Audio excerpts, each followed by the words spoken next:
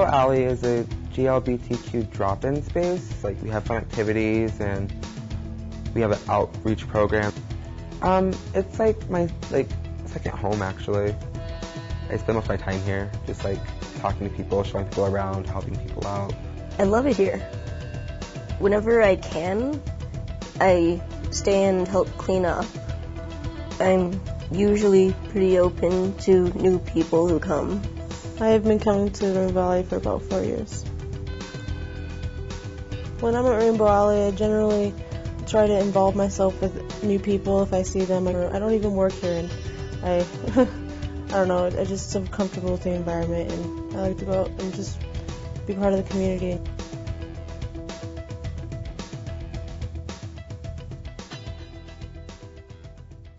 I was really surprised when I started coming here at the number of youth that I met who are still in this day and age kicked out of their house for being gay. Well, I'm 17 now. I started coming to Rainbow Alley when I was 16, and then I became peer staff like 2 months ago. I was born in Oklahoma, a little town. I have 3 sisters, no brothers. My mom and dad got divorced at the age I was 12, I think.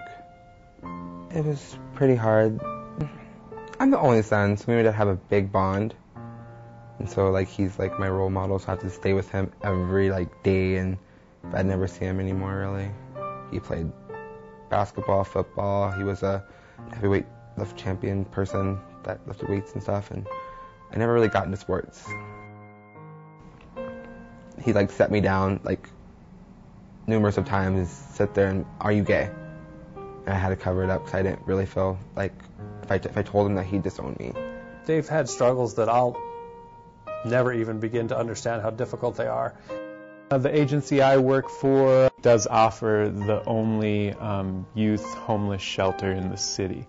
So we definitely see a lot of youth experiencing various forms of GLBTQ discrimination winding up at the shelters. At school, when I decided to wear makeup, a lot of people make fun of me. But here I can wear makeup any day, anytime. It's a really open place. Before I started coming to Rainbow Alley, I wasn't really open about, oh yeah, I'm gay and I don't care what people say. I was all just secluded, and I didn't really talk to anyone. So I would basically figure out they'd know I was gay and not like me anymore, because Oklahoma is like a redneck little town place where I grew up, and no one is out of the closet. No one.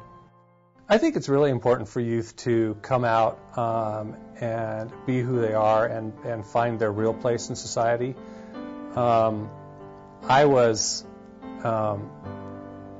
I grew up in a family where being different wasn't okay, so I didn't come out until I was in my early 40s. But it would have been a lot more satisfying to live my life as who I really was, and so I just don't want anybody else to go through that.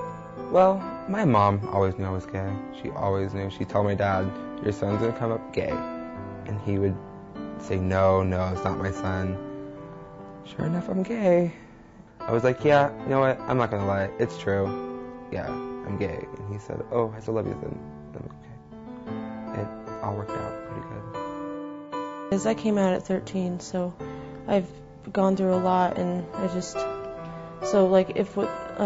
the alley, things like this, specifically for not just the alley, but things that are gay friendly just really help me out, and I think it's really empowering for someone to feel welcomed and safe in a place. So Rainbow Alley definitely helped with the support of me being comfortable, being out not only to my family and friends, but to just be who I am out in public, just feel comfortable with who I am and not feel ashamed or anything.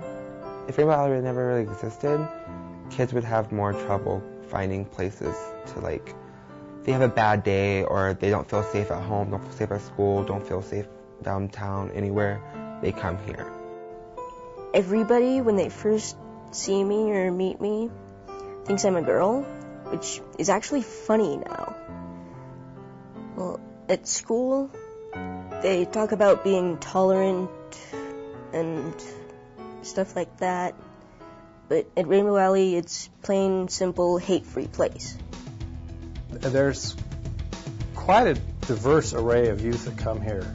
Everywhere from homeless kids that just need someplace to hang out for a few hours, to kids from Douglas and Arapahoe County that are pretty upper middle class, that are pretty lost. We need those spaces where young people can reflect what they are back to themselves, instead of us always trying to model them in the image of like what we want to see them become. So drop-in centers and arts programs like Rainbow Alley, I think, are indispensable for providing that kind of area where youth can have an element of autonomous control and sense of like, I'm creating this space in the likeness of the things that I desire.